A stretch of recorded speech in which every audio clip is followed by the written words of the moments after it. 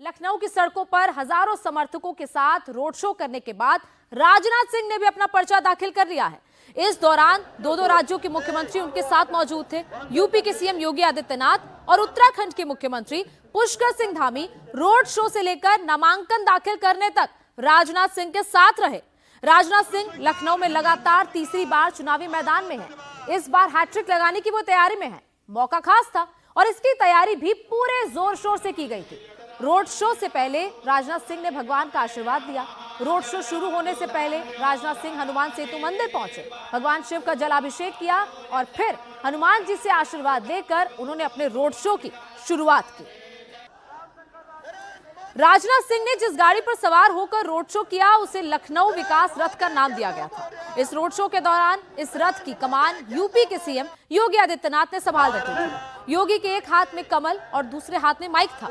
योगी ने खुद जय श्री राम और वंदे मातरम के नारे लगाए। उनके साथ रोड शो में मौजूद हजारों लोगों ने भी ये नारे लगाए। रोड शो के दौरान फिर एक बार मोदी सरकार का नारा गूंजता रहा। योगी बीजेपी कार्यकर्ताओं का उत्साह बढ़ाते रहे। पूरे रोड शो के दौरान बीजेपी कार्यकर्ता नारेबाजी करते रहे। रोड शो में शामिल होने के लिए सिर्फ लखनऊ ही नहीं बल्कि दूसरे शहरों से भी बीजेपी के कार्यकर्ता वहां पहुंचे थे। लखनऊ को बीजेपी का अभेद दुर्ग माना जाता है और आप देखिए कि विजुअल्स में किस तरीके से राजनाथ सिंह भारतीय जनता पार्टी के कैंडिडेट हैं, वो फिलहाल आपको रथ में नजर आ रहे हैं। लखनऊ विकास रथ इसको नाम दिया गया है। डिप्टी सीएम ब्रजेश पाठक है, डिप्टी सीएम केशव प्रसाद मौर्य है, मुख्यमंत्री योगी आदित्यनाथ आपको नजर आ रहे हैं और किस तरीके से उत्तराखंड के मुख्यमंत्री पुष्कर सिंह धामी भी यहाँ पर पहुंचे हुए हैं। ये बताता है कि कैसा उत्साह है, कैसा वर्क है, किस तरीके का जो समर्थक है उनके मन में उत्साह है। लखनऊ लोकसभा सीट की अगर बात किया जाए तो 5 यहाँ पर विधानसभा की सीटें आती हैं, जिस पर 3 पर भारतीय जनता पार्टी का जबकि 2 पर समाजवादी पार्टी का कब्जा है। लेकिन लखनऊ को बहुत बड़ा गढ़ माना जाता है भारतीय जनता पार्टी का। यही वजह है कि देखिए राजनाथ सिंह अपने तमाम बड़े नेताओं के साथ, जिसमें सुधांशु त्रिवेदी भी शामिल हैं, मोहनलालगंज से भारतीय जनता पार्टी के जो उम्मीदवार है कौशल किशोर वो भी शामिल है, स्वाति सिंह पूर्व मंत्री शामिल है। इसके अलावा बड़ी तादाद में जो नेता है वो यहाँ पहुंचे हुए हैं और सभी को भरोसा है कि जिस तरीके से यहाँ पर पुष्प वर्षा हो रही है। तो बीजेपी के शक्ति प्रदर्शन में सीएम योगी ने न केवल बीजेपी कार्यकर्ताओं का मनोबल बढ़ाया बल्कि रोड शो के दौरान अपनी जिम्मेदारी भी निभाई। इस दौरान रोड शो में जब एम्बुलेंस फंस गई तो योगी ने खुद माइक से एम्बुलेंस को रास्ता देने को कहा। इसके बाद बीजेपी कार्यकर्ता एक्शन में आए और एम्बुलेंस को भीड़ से निकाला। इसके बाद राजनाथ सिंह का रोड शो फिर आगे बढ़ा। लखनऊ सीट पर राजनाथ सिंह का मुकाबला समाजवादी पार्टी के रविदास मेहरोत्रा से है। रविदास मेहरोत्रा लखनऊ मध्य से समाजवादी पार्टी के विधायक हैं। तो बीएसपी ने सरवर मलिक को मैदान में उतारकर चुनाव को त्रिकोणीय बना दिया। सरवर मलिक लखनऊ उत्तरी सीट से 2022 में बीएसपी के टिकट पर वो चुनाव लड़ चुके हैं। उन्हें तब हार का सामना करना पड़ा था, लेकिन लखनऊ में मुसलमान वोटर्स की अच्छी खासी आबादी है, इसीलिए मायावती ने मुस्लिम चेहरे पर दांव चला है। अगर सरवर मलिक ने मुसलमान वोटर्स में सेंधमारी की तो रविदास मेहरोत्रा को नुकसान हो सकता है।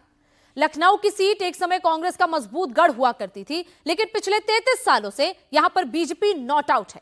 1991 से बीजेपी की जीत का जो सिलसिला शुरू हुआ था वो अब तक जारी है।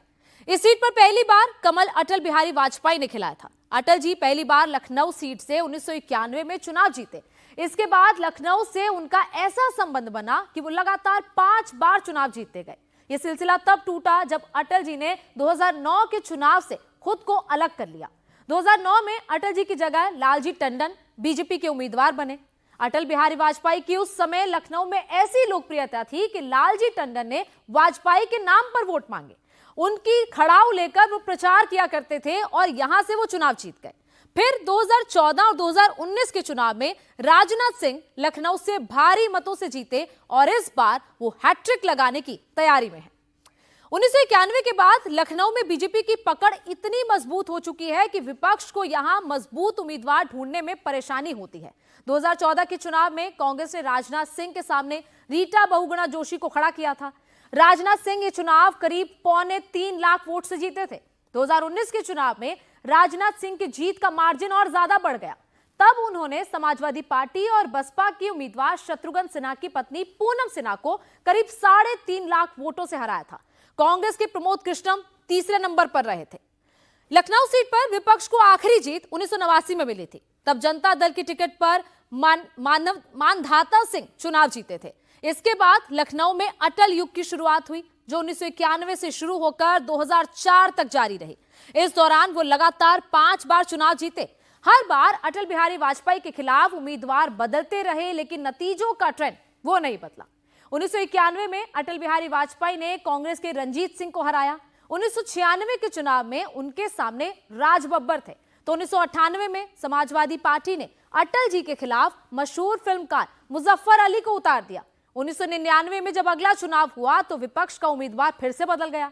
इस बार कांग्रेस के करण सिंह मैदान में थे, लेकिन करण सिंह भी अटल जी के विजय रथ को रोक नहीं पाए। 2004 में समाजवादी पार्टी ने मधु गुप्ता को टिकट दिया, लेकिन अटल जी के सामने उन्हें भी शिकस्त खानी पड़ी। आखिर लखनऊ बीजेपी का इतना मजबूत गढ़ बन कैसे गया, इसकी वजह आपको बताते हैं। दरअसल नवाबों की नगरी लखनऊ का मिजाज कुछ अलग है। यहाँ के वोटर्स काफी प्रगतिशील मिजाज के हैं। यही वजह है कि यहाँ जाति और धर्म पर उम्मीदवारों की मेरिट भारी पड़ जाती है। लखनऊ में मुस्लिम वोटर्स की तादाद करीब 18% है।